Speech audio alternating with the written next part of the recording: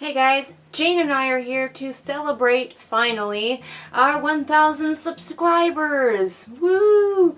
I probably should have worn a party hat or something, done something, I don't know, celebratory. I have a very small handful of confetti, what I just made for myself.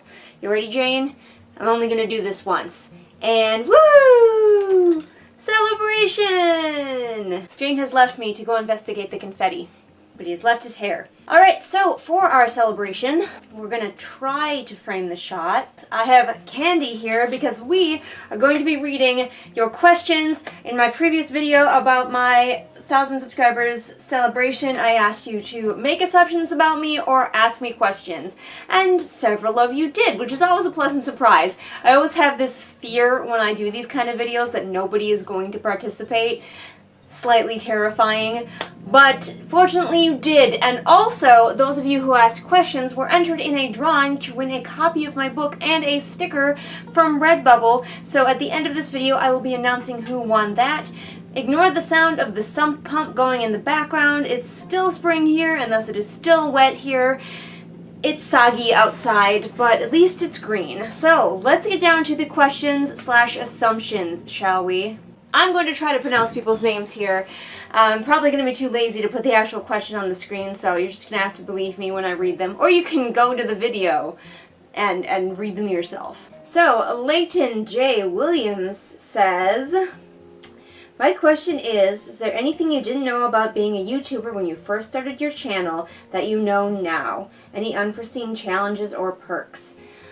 Well, the big one is, when I started, I knew I wasn't going to be, huge and popular, but I didn't expect growth to be so slow. I think most people who grow as slowly as I do give up, but I like making videos. I just enjoy it for my life. I especially love editing videos. I would edit videos all day if given the chance. Well, it still does make me sad, because obviously when you make something you want lots of people to see it, but at the same time I've kind of died to it now. I've accepted my incredibly slow growth, but when I started out I did not understand how painfully slowly I would grow. That's an unforeseen setback, unforeseen perks.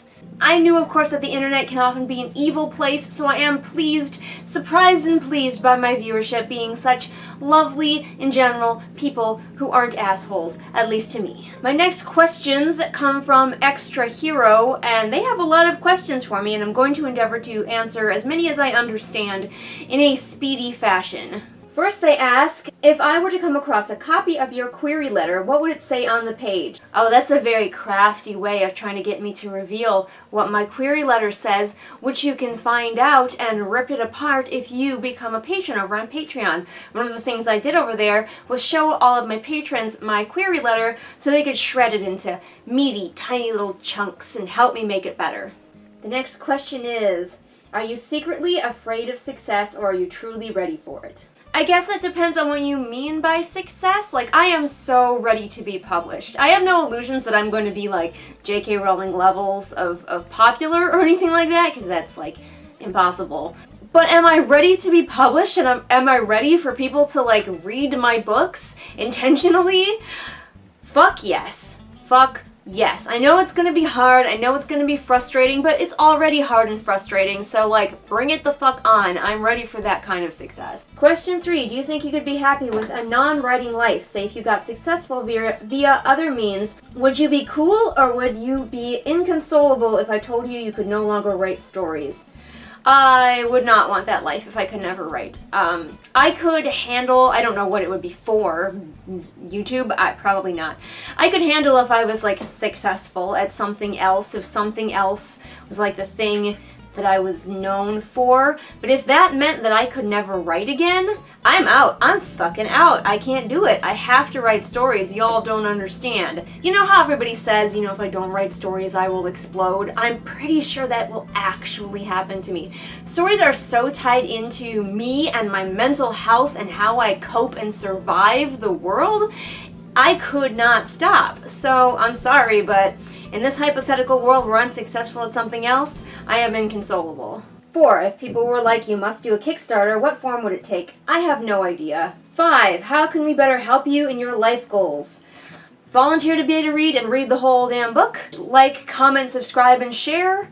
If you feel like supporting me monetarily, there's always a Patreon for that. But those first two are super important. Also, if you want to read my book and review it, that is also a way that you can help me and my goals. But the first two are completely free and pretty easy to do. Question 6. Do you like birds? What's your favorite bird? I do like birds, and my favorite bird is the wren. Question 7. Who are your favorite Harry Potter characters besides Lupin? I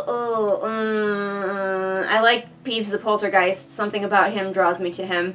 I also like Snape. Don't freak the fuck out. I like the characterization of a character who is gray, leaning towards evil, but still has depth because, and I'm going to get flack for this, J.K. Rowling's characters are not very deep, and I feel like Snape is one of the deepest ones, which is what draws me to him. Not because I think he's like the underrated good guy, not because I think he's the secret hero, because I think he's the deepest one she has. Question 8, where is your favorite place to write? Do you have an office / writer's room / writing space? Or are you wild as hell, just writing everywhere?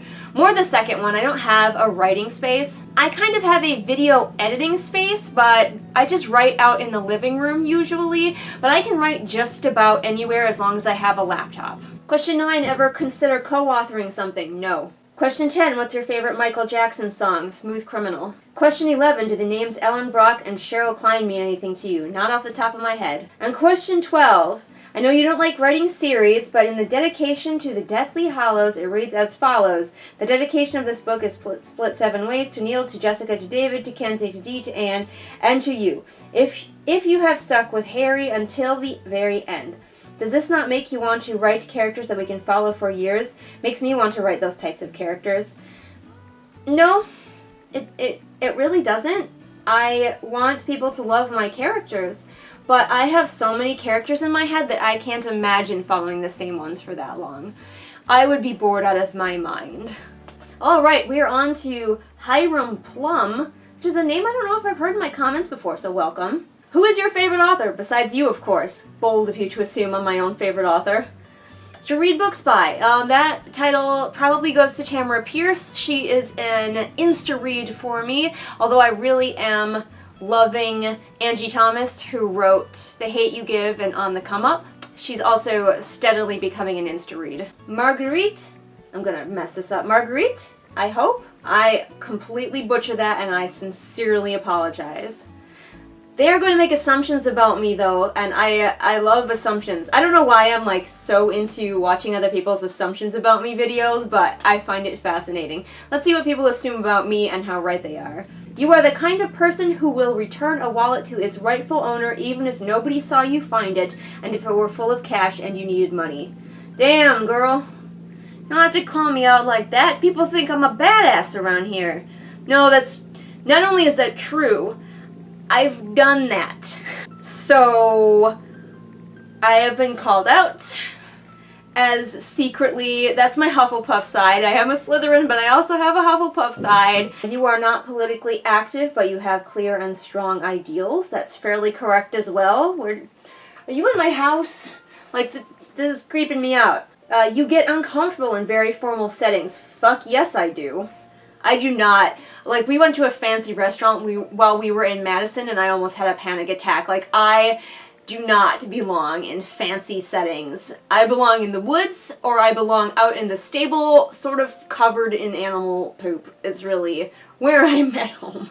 In high school, you never got into the social games of the popular crowd, and/or you were not interested in them. Well, okay, at least I know you're not in my house. I was actually homeschooled, so I didn't have much contact with the social games of high school, but I have a sneaky feeling that because of my social anxiety, I would not have participated in many of those games because I would have been hiding 99% of the time. We have an assumption by someone whose name I think is in Russian, and I'm not going to try to pronounce it, obviously, and I may be wrong about the fact that it's Russian. I have no idea. I sincerely apologize for not being able to read your name, let alone pronounce it. But I am going to read your assumptions. My assumption is that you have some LARP stories about idiots on the polygon, I'm not sure what that means, Judging from what my LARPing friends told me, there's always somebody ready to undermine everyone's safety. I have a few stories. There are a few. I might share them at some point if you guys really want. There is always some jackass. 90% of the time it's more like somebody out to ruin everyone else's fun versus everyone else's safety. But every now and then you do get a jackass who's interested in ruining people's safety. You know, check yourself before you wreck yourself. Make sure that you're not undermining other people's fun for your own fun. And just enjoy LARP. They also say, I'm pretty sure you told us you are playing D&D. I assume your current character is a rogue or maybe a ranger, and maybe not necessarily the current one, but I feel it's your kind of play style. I have not actually played D&D in a while. There's a very loud bird outside my window. It's super loud. I've not played D&D in a while. I tend more towards GURPS. And I also have played a lot of the Call of Cthulhu game. My husband and I tend to play / run a homebrew game, which is kind of Call of Cthulhu and GURPS smooshed together. And I'm almost always the GM because as a storyteller, that's just what makes me happy. However, when I did play D&D, you are correct, I was almost always a rogue. Celia has 2 assumptions about me. You are an INTP. If you're familiar with the MBTI, the Myers-Briggs personality test, I don't remember what I am, but I think judging is in there somewhere. I might have to take it again. I'm gonna take it as a video, and you can watch me take the personality test. Does that sound interesting? If that sounds like a terrible plan, please comment below and let me know. Stop me now, you have time to stop me. But I think there's a J in there somewhere. The next one is you were raised religious. I'm not sure you said it in the video, but it was at least strongly implied. But somewhere along the way you lost your faith. I don't really talk about my religious life here. Like, I don't talk about politics. I also don't really talk about religion. But this assumption is fairly accurate. I was raised Catholic. And in my life now, I do not particularly like organized religion in general, so I would qualify myself at this point in my life as agnostic or hopeful agnostic, because I do strongly need to believe that there is an afterlife, and that's just a personal thing. Don't at me.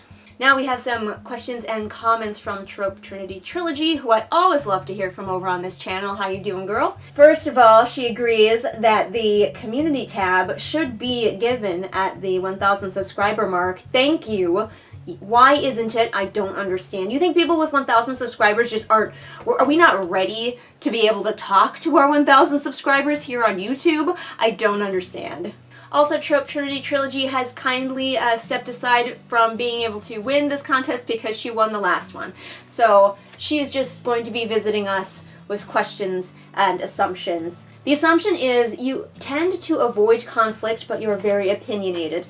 That's a pretty safe assumption about me. I think that kind of comes across in who I am.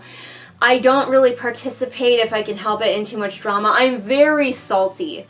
Like, at home, if I have something to salt about, like, my husband and my friends get to hear all about, oh my gosh, Nigel, all about my salt, but I don't like to stir the pot. I don't like to cause drama. So in the outside world, I tend to be, unless I feel very strongly about something, I tend to be fairly subdued about it. Question: is there a type of character you often see depicted negatively that you want to write as a more positive character? So a character that is typically depicted as bad, would I like to see them depicted as good more often?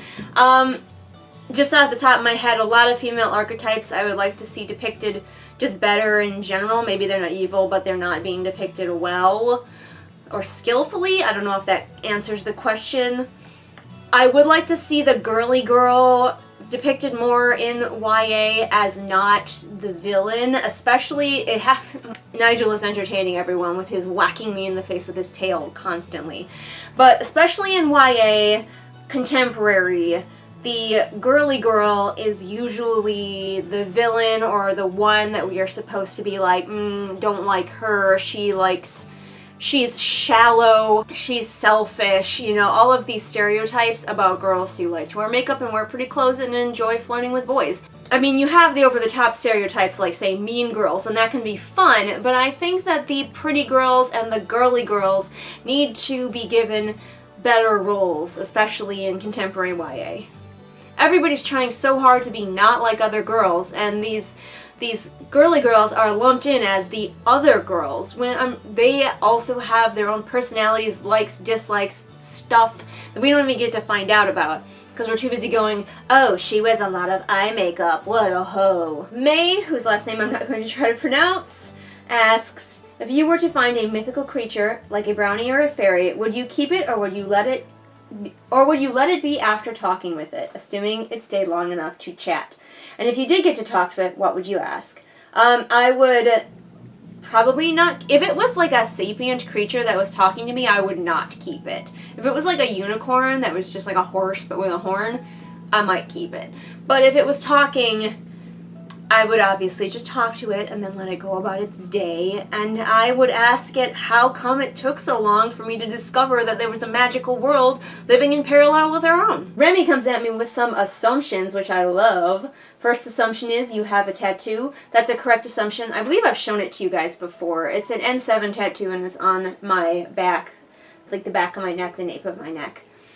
You have never been outside the US. That is untrue. I have been to the UK. We went for my honeymoon after my husband got out of the military, and we had a little bit of money saved up from him being overseas, from him being active duty military. So we were able to go on that adventure. We are planning on saving up to go to New Zealand soon, but I have, yes, been outside of the United States. I've also traveled quite a lot within the United States. The next assumption is you can speak another language, not fluently, but okay enough to get by if you needed. Unfortunately, this assumption is incorrect. I do not speak another language, not even well enough to get by if I need to. My father tried very hard to teach us German when we were kids, and I resisted it, and I don't really remember much of it at all, to his constant shame. So, yeah.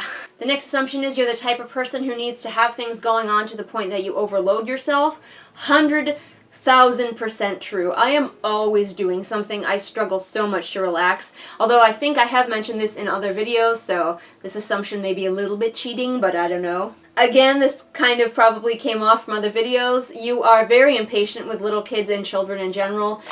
I wouldn't say I'm impatient with them. I have a low tolerance for children. However, I will give a child my attention. I work much better with one-on-one. Like a group of children, no way. But if there's like a child and we're interacting, especially if they're like older than a toddler, I don't mind giving them my attention, my focus, because I feel like when I was a child, that's what I would have wanted. But if possible, I'd like to avoid that entirely because I am not really into children. The next one is you're messy in the I'll just dump stuff here for now way, but you clean it regularly.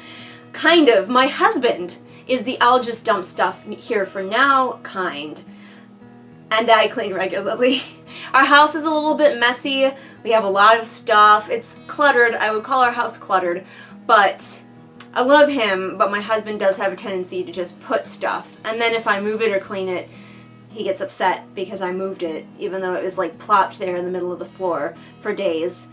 So he's gonna see this and like come after me. But you know it's true, Adam. You know it's true. The next assumption is if you had all the money, people wouldn't be able to tell unless they visited you, as your lifestyle wouldn't change all that much, except in one small area, like hiring someone to wash your dishes. Not a housekeeper, literally just someone to do the dishes for you, or something like that. Okay, how do you know that I hate doing the dishes? Are you following me? Are you with that other person who was clearly staked out in my house? Because that is scarily accurate. And I like to think, I've never been wealthy, but I like to think that if I became wealthy, my lifestyle wouldn't change all that much because I have been poor. I like to think that I wouldn't go crazy if I ever became wealthy. I say when. If I ever became wealthy. I'm pretty well formed now that I'm in my 30s, so hopefully I wouldn't go all uppity and obnoxious and, you know, stereotypical rich person things. And then if I had all the money in the world, I would adopt/foster as many animals as I could. Yes. Yes, I would. As many as I could would basically be as many as my husband would allow, because I've basically already done that with the house that we have. I've adopted as many animals as I'm allowed to adopt here, so yes. And finally, the last assumption is you like making the bed. Unfortunately, that is untrue. Our bed is never made, which I've heard is healthier. Don't come after me. I've heard it's better for you to keep your bed unmade. Either way, the bed is unmade. And finally, Adrienne, or I don't know if I pronounced that right. Why do I try to pronounce people's names? I'm the worst. Makes the assumption, I'm not sure if you've ever said this before, is that you've written fan fiction in the past. I have said this before, and it is true. And then I know you are a pantser. I think you said so. Yeah, I will not shut up about it. But does this pantsing come naturally or as a result of having attempted outlines in the past? Have you ever attempted to pre-plan a book only to outline too much and feel stuck like in a perfectionist-like purgatory and have a hard time writing in book form? I find myself outlining too much, and is unfortunately why many of my books have sat in files as half-outlined, half-written orphans. Pantsing does come naturally to me. It's my natural inclination. When I try to outline, I just end up writing the book.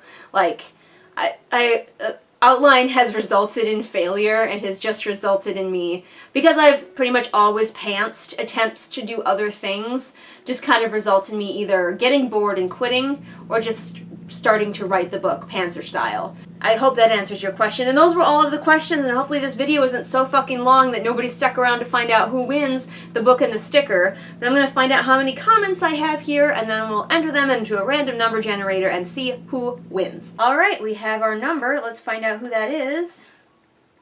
Un momento, por favor.